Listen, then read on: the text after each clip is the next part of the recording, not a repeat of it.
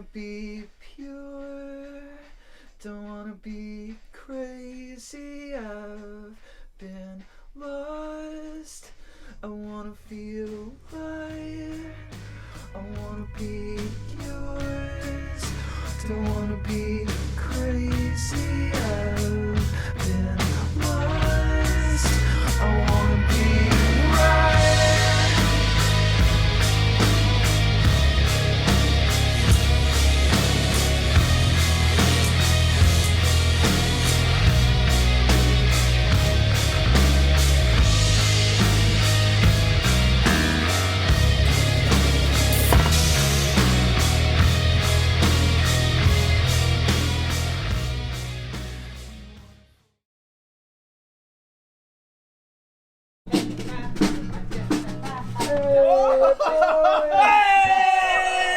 Oh my God! I love you, baby. Oh, Stevie, baby. How you doing? Oh my God! I'm great. It's the band is back in town. How are you, brother? I'm great, man. Good to see you. Good to see you too.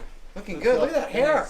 God damn. Yeah, I was just listening to 9 Inch Nails. You got kind of like a 9 Inch Nails thing going on. Yeah, man. It's cool. Dude, you got It's been about 6 months since the band's been together in the studio doing anything. For the majority of recording, it's been pretty split up.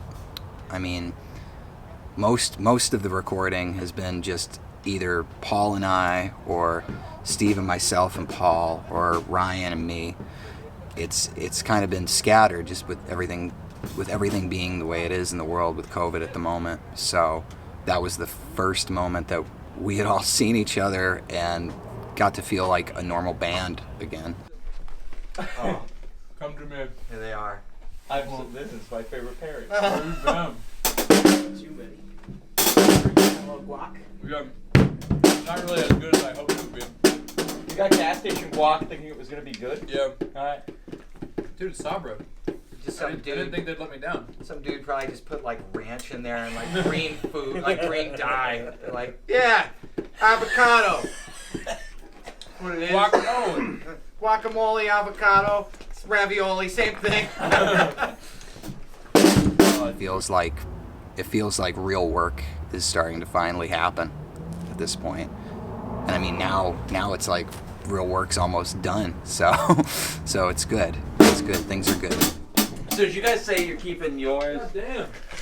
The original one you did is going to be down the center. That'll be like that's the kit. That's the main thing. That's the main one, but we'll have something. You know what I mean? It'd be like a cool overdub to have either the whole time or just having the heavy parts. I think it's going to add that weightiness to that song. I think so. And I think what would be really cool is the ending of the tune where I'm doing that. If we just stay sloshing the hats, because it just might be neat. I mean, I don't know. It might be stupid. Let's try it out. Yeah. Hey, fucking try it out.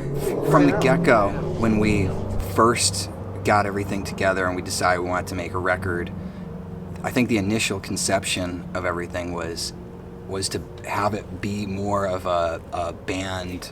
That's the way to put it. More of a collaboration between everybody, literally in a room together, writing together, working together. But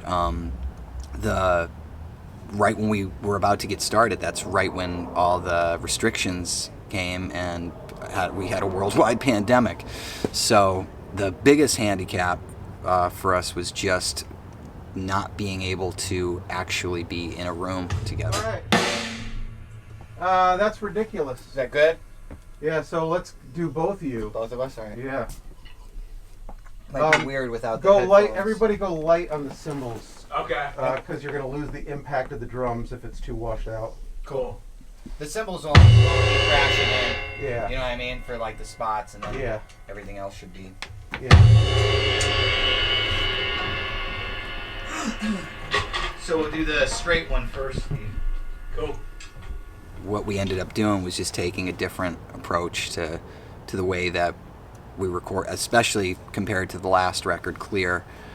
I just wrote a ton of songs. I wrote as many songs as I possibly could, and then I would pre-pro them, demo them at my house. I'd share them with the band, share them with the producer Paul Smith. We'd make sure that they were good enough, the arrangements were good, and then we would just track on top of those demos. We would take out the fake drums that I put in for writing purposes, and we would just track on top of that. But it was really tricky because we're not all in the same room. There wasn't immediate, like, I don't like that part, I don't like this part, we should change this part. It was more so like, all right, come in with the demo, me or Steve plays drums to the track, I overdub some rhythm guitars, Ryan or I play bass, we listen to it, we send it to everybody through email, we listen to it, then it's like critiques through messages and whatnot, and so it was just different, but I think it ended up working really well because I feel like the record has like an actual context to it now. So excellent. Such a happy accident too. Yeah. Like, yeah. I mean, literally, like I was telling Steve, I just pulled the original demo. That's just a stock drum beat I found on an online DAW. Yeah. Because I was looking for like, how can I write something? I just found this beat, downloaded it, and I threw it, and I didn't even know how to snap to grid yet. You were just like, Yeah, so I just put it as many places as I can, and that fucking song came out. Wow. So crazy, like beginning to That's end. amazing.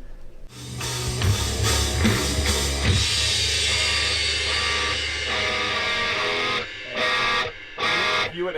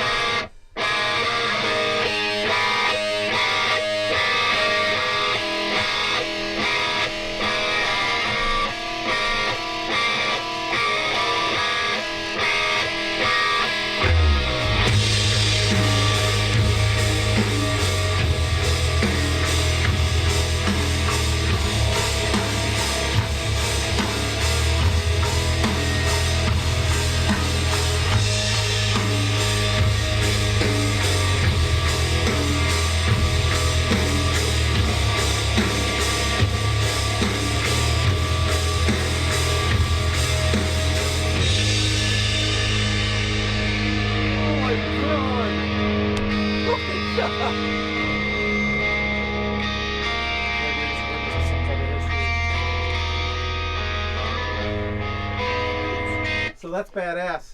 Cool That's- like that? It's unbelievable. Yeah. You want us Great. to come in and listen to that quick? And You should hear it. It's really fucking cool. Oh, dude. As far as personal writing process, I don't know if I'm that much different than anybody else that writes songs or does anything artistic or creative. I just kind of shoot in the dark and try to latch on to something. I'll play a guitar or find a beat or something and find a melodic signature, and I'll kind of start singing gibberish, and eventually a word, I think, like from my subconscious, or a phrase from my subconscious kind of comes out, and I just latch onto that, and I kind of just follow You it. know what's really fucking funny though? You guys would hit, like, you hit a cymbal when Steve didn't, and Steve hit a cymbal when you didn't. Yeah, and there it were sounded two. so fucking sick. Two Oh, happy that's accidents, possibly. Awesome. So there's like no kick mic in the original kick. In the original kit, there's no kick. Oh, wow. They're turned down, It's Dick. and oh. and the kicks on your kits are turned way down. Oh, cool. It's a bit daunting. Christ. Yeah, it has.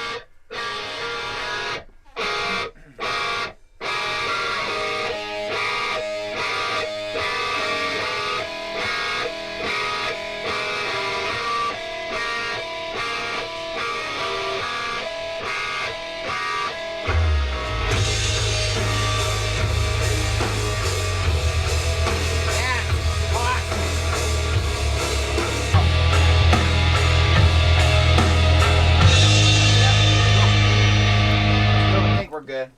Go for it. very impactful. Yeah. Dude, when he adds all those vocals, like the amount of vocals that are over that, because I know it's like a slower one, but like he has like all these dreamy fucking things that are gonna go over there, and then this goes into ending. I Which know. is gonna be dope. I just love how this is like, if you stripped this all away and took away like all the recording, like on paper, it's just like a 4-chord song. Yeah. And like, it's such a beautiful example that even just like a 4-chord loop, like when you put it through the University Drive, it's University Drive. No matter what we're playing, like whether we're playing like a song arrangement that has like no expected moves to it whatsoever, or even if it's just like a 4-chord like looping like trancey thing, like it's still University Drive. The last 2 records that we made, they were made kind of coming from a really indie place, or an independent, just a place of it being precious and ours, and no concern for, like trying to write a big pop rock song or something like that. And we ended up in this situation 8 days a week where we had a lot more time to record than we thought we were going to have, and we just said, well, fuck it, like for every record I had stipulations. I like to kind of give myself challenges. For the first record, it was me, so the challenge was like, well, I've never done that. How the fuck do I make a record on my own? How do I play every instrument? I'm not a fucking drummer. I'm not I don't know what the hell I'm doing. So the stipulations of the first record were, all right, how do you do this? And the second record was tracking live, like having it actually become a band, and not going overboard with overdubbing, and just keeping things as real as possible and kind of stitching together a narrative. And that was like a really dramatic, heavy time and heavy record emotionally.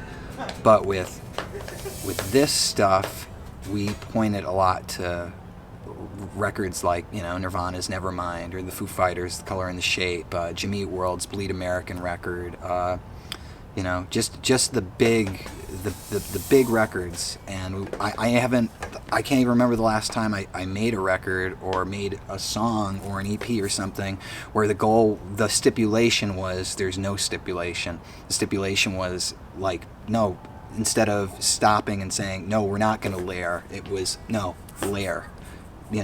Track as much shit as possible, make it as big as possible.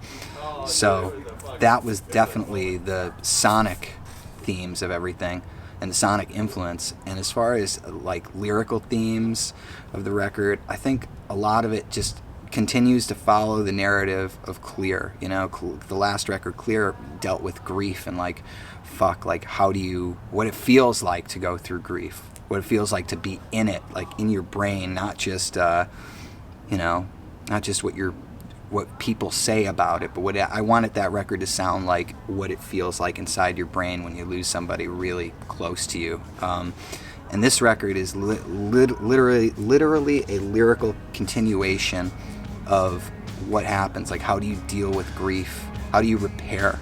How do you heal? How do you get back on your feet and keep moving through the world? How do you get rid of destructive habits that you've developed because of this grief? How do you become a better person? And I think most people could grapple with the same thing. So.